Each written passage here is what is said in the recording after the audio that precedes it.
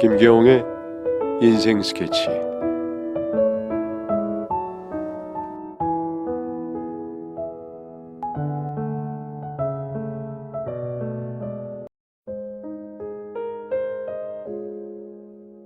이어서 올라온 마지막 후기입니다. 그동안 잘 지내셨는지요? 후기랄 것까지는 없지만 궁금해하시는 분들도 계시고 해서 그동안 지내온 일들을 적어볼까 합니다. 결론부터 말하자면 아직 친양자로 입양하진 않았습니다. 아이의 의견이 가장 중요하다고 생각되더라고요. 하지만 지금 아이에게 선택하라고 한다면 그건 아이에게 선택권을 주는 게 아니라 오히려 아이를 내모는 것 같아서 우리랑 좀 더 지내보고 결정할 수 있게 하자고 했습니다. 그리고 아이 엄마는 만났습니다. 아이 엄마와 만났던 일은 뒤쪽에 적을게요. 아무래도 이제부터는 아이 이름이 많이 들어갈 것 같으니 편의상 민준이라고 가명을 쓰겠습니다. 사실 우리 신랑은 표현에 참 인색한 사람입니다.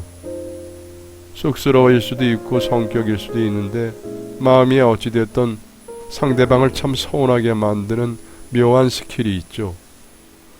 그나마 우리 딸 예인이에게는 많이 표현을 합니다. 퇴근하고 나서도 항상 예인이만 안아주더라고요. 민준이는 머리만 쓰다듬고 눈도 안 마주치고 왜 그런지 그 사람 속마음을 모르니 잘 모르겠지만 제 생각엔 아마도 아직 어색하고 낯설고 제 눈치도 보이고 해서 그런 것 같았어요. 그래서 같이 안아주라고 했습니다.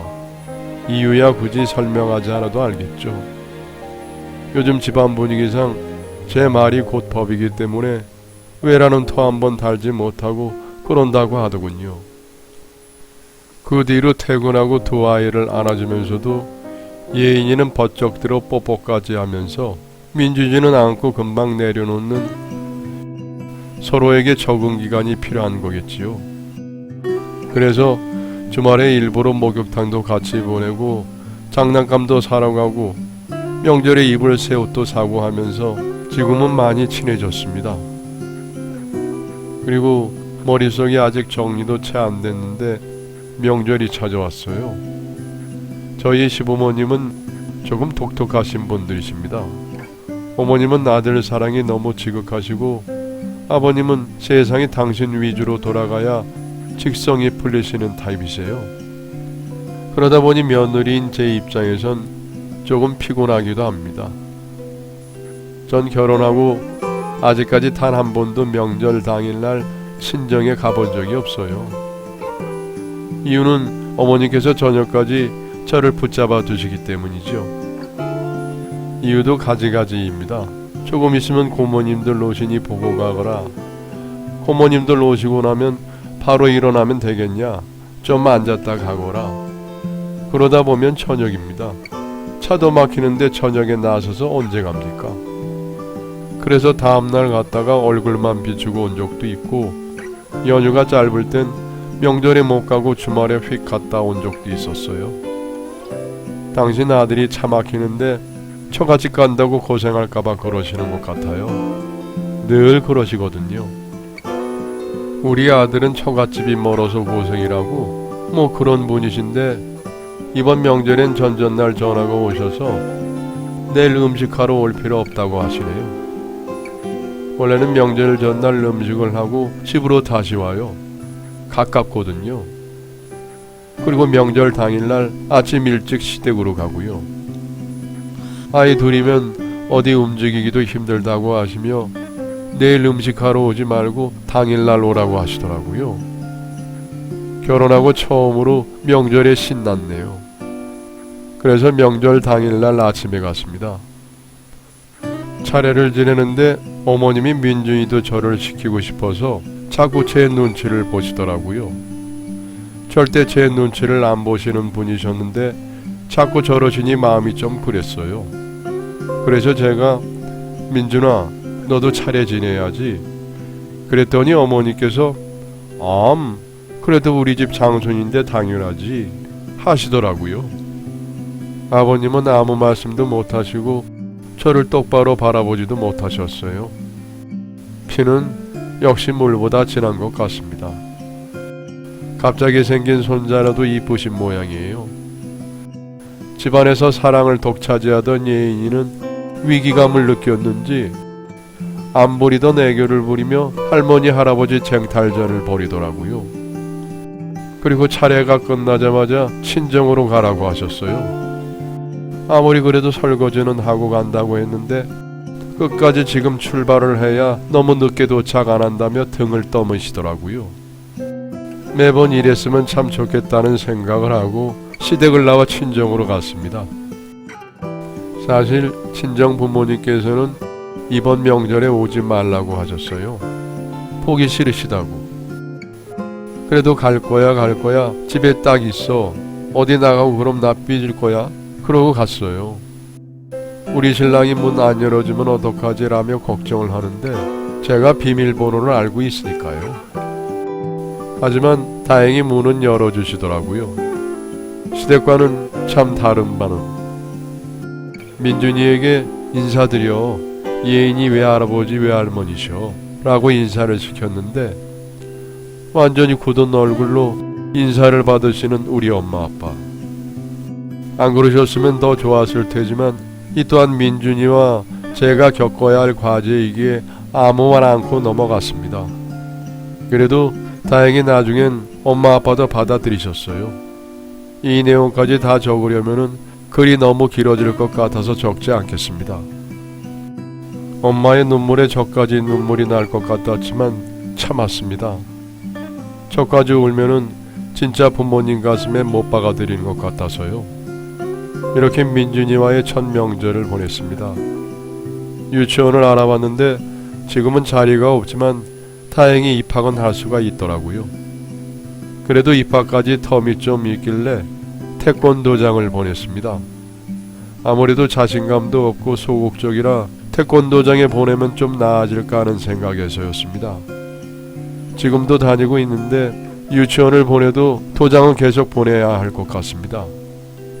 딱히 뭔가 달라진 건 없는데 표정이 좀 밝아진 듯해 보이네요. 그리고 민준이 친모와 만났습니다. 제가 집으로 오라고 했어요. 밖에서 만나면 아무래도 이야기에 제약이 걸릴 것 같아서요. 아이들을 다 보내놓고 친모와 단둘이 마주 앉는 시간이 참 어색하기 짝이 없더군요. 그 여자분은 제 얼굴을 똑바로 쳐다보지도 못했어요. 왜 저를 못 보시냐 했더니 잘 모르겠답니다. 이것저것 물어봤습니다. 아이를 혼자 낳을 결심을 하게 된 계기, 그리고 아이를 보낸 계기. 아이를 혼자 낳게 된 건 신랑의 기억이랑은 살짝 틀렸어요. 신랑은 사귀면서 아이를 가졌다고 기억했는데 여자분은 헤어지고 나서 아이를 가진 걸 알게 되었다고 했습니다. 사귀면서 아이를 가지면 어찌할 거냐고 물어봤다던데 어찌 된 거냐고 했더니 그 말 역시 헤어지고 나서였답니다. 여자분 말인즉슨 헤어지고 여자분이 조금 매달렸대요. 술 마시고 전화도 하고 그랬다네요. 그리고 몸이 이상해서 임신 테스트를 하니 양성이 나왔고 말을 하려고 전화를 했는데 차마 못하고 돌려서 물어봤대요. 그랬더니 책임은 지겠지만 행복할 것 같지는 않다고 대답했대요. 그러면서 너 혹시 임신했냐고 물어오는데 순간적으로 그런 건 아니라고 대답을 해버렸다네요. 아이로 발목 잡는다는 기분이 싫어서 지우려고 했는데 차마 지우지 못하고 돌아서고 하다가 낳게 되었다네요. 그리고 혼자 100일 정도를 키웠는데 너무 힘들었대요. 그래서 아이와 함께 떠나야겠다 나쁜 마음까지 먹었는데 그날따라 아이가 너무 방긋방긋 웃더랍니다. 그 모습을 보니 나쁜 마음이 한순간에 무너지고 열심히 살아야겠다는 생각이 들더랍니다. 그리고 열심히 살았대요. 친정도 외면해서 정말 혼자서 죽을 힘으로 키웠대요. 미혼모는 영세민 아파트 1순위로 신청할 수 있는데 그것도 보증금 500만 원이 필요하대요. 그 500만 원을 대부업체에서 빌리는 바람에 이자로만 한 달에 수십만 원이 나갔답니다. 국가에서 지원해주는 돈으로 한 달을 살기엔 어림도 없어서 돌도 안 된 아기를 어린이집 종일반에 맡기고 일을 했대요. 그리고서 우울증이 왔었던 것 같다고 하더라고요. 아이가 밉고 아이 때문에 본인 인생이 이렇게 된 것만 같아서 아이에게 몹쓸 말도 많이 했다고 하면서 펑펑 울더군요. 그리고는 아이를 보육원에 놓고 본인은 또 나쁜 생각을 가졌었는데 그 생각이 드니까 아이에게 너무 미안해지더랍니다. 그래서 아빠를 찾았다네요. 아빠를 찾는 건 어렵지 않았는데 전화를 하기까지가 오래 걸렸다고 해요. 처음에 그 말을 들은 신랑은 믿을 수 없다고 친자 확인을 하자고 했다네요. 그래서 친자 검사도 다 했대요. 그리고 이렇게 된 거고요. 여자분 말을 다 듣고 나니 왠지 모를 동정심도 생기고 안타깝다고 할까요? 그냥 그랬습니다. 독하고 모질게 이야기할 거라고 다짐을 했는데 생각했던 말들은 머릿속으로만 맴돌고 입 밖으로 나오질 않더군요. 그리고 제가 그랬습니다. 당신의 선택이 지금 몇 사람을 힘들게 하는지 알고 있느냐? 나 역시 당신이 살아온 삶을 다 이해하지 못하는 것처럼 당신 역시 지금 내 심정을 절대 이해할 수 없을 것이다. 힘들었다는 이야기는 하지 않을 것이다. 해봐야 당신은 나를 이해할 수 없을 것이니 앞으로 어떻게 할 것인지 이야기를 해봐라. 아이랑 같이 살 여유가 된다면은 아이를 데려갈 것이냐? 라고 물었더니 아니랍니다. 욕심인 줄 알지만 아이에게 멀쩡한 가정에서 자라게 해주고 싶답니다. 그래서 제가 그랬습니다. 내가 구박할지 어찌하냐고 날 뭘 믿고 민준이를 맡기냐고. 그러니 본인보다 나을 것 같답니다. 말도 안 되는 소리 하지 말라 했습니다. 세상에 친모보다 더 나은 계모가 어딨냐고. 혹시 새 삶을 시작하려는 것인지 묻고 싶었지만 묻지 않았습니다. 민준이를 포기할 수 있냐고 했더니 민준이를 위해서 그럴 수 있답니다. 민준이가 동의한다면 친양자 입양을 할 거라고 했습니다. 만약 민준이가 동의하지 않는다면 당신이 키우라고 했습니다. 혼날 일은 그때 가서 생각해 보자고 했습니다. 그리고 그동안은 민준이가 보고 싶어도 찾아오지 말고 몰래 연락하지도 말라고 했습니다. 만약 당신이 상식 밖의 행동을 한다면 나 역시 마찬가지일 거란 말만 했습니다. 정 아이가 궁금하고 보고 싶다면 나에게 연락하라고 했습니다. 그럼 사진 몇 장쯤은 보내줄 수 있다고. 수많은 일들을 글로 간추려 적으려니 표현 안 되는 부분도 있고 전달이 제대로 안 되는 것 같네요. 대충 이렇게 되었습니다. 그리고 민준이는 처음보다 많이 나아졌습니다. 저번엔 저녁을 하다가 민준이 뭐 먹고 싶어?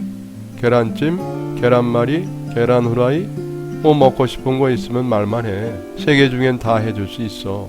라고 했는데 대답을 안 하더라고요. 그래서 대답 안 하면은 계란찜으로 결정하겠어? 라고 했더니 조용하게 계란말이요 하는데 왜 그렇게 웃긴지 전 이맘때 아이들이 뭘 좋아하는지 특히 남자아이들이 좋아하는 장난감이 뭔지 잘 몰라서 여기저기 귀동냥을 하고 다니기는 하는데 이것 말고는 특별히 민준이와의 관계에서 노력하는 건 없는 불량 아줌마입니다. 점점 나아지겠죠 뭐. 나도 민준이가 싫지 않으니 민준이도 저를 싫어하지는 않겠죠. 서로 싫어하지만 않으면은 관계 개선이야 시간이 해결해 줄 테니까요. 나갔다 들어오면은 손발 씻는 게 습관이 안 돼 있어서 그걸로 잔소리를 좀 하긴 하는데 그 외에는 잔소리를 들을 일도 없는 아이네요. 그리고 댓글로 걱정해 주셨던 게 주변 사람들의 반응이었는데요. 애초부터 전 그런 걱정을 별로 안 했어요. 외골수는 아닌데 남의 말에 크게 신경 쓰는 타입은 아니에요. 이야기야 하겠죠 뭐. 조리원에서 만난 엄마들이랑 아직도 만나서 수다도 떨고 카톡방도 만들어서 놀고 하는데요. 거기 엄마들도 뒤에서 수군거리고 할 만한 인격이 낮은 사람은 없는 것 같아요. 제가 보기엔요. 어차피 만나면 알게 될 거 제가 쿨하게 이야기하고 설명했어요. 동네 아줌마들이야 친한 사람도 없을 뿐더러 쏙독거려봤자죠. 그래봤자 남일에 뭐 얼마나 관심 가지고 살겠어요.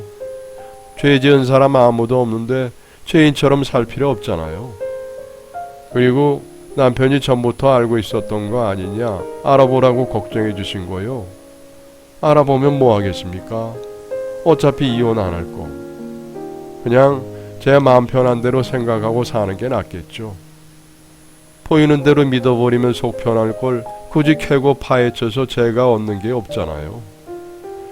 일면도 없는 저를 조언해 주시고 응원해 주시고 걱정해 주셔서 감사합니다. 정말 큰 도움된 조언도 있었고 힘이 된 조언도 있었습니다. 잘 살겠다는 말은 못하겠네요. 당장 1분 뒤에 화면이 블루스크린 떠서 열심히 적었던 글이 날아갈지도 모르는 인생인데 미래일을 제가 어찌 보장하겠습니까?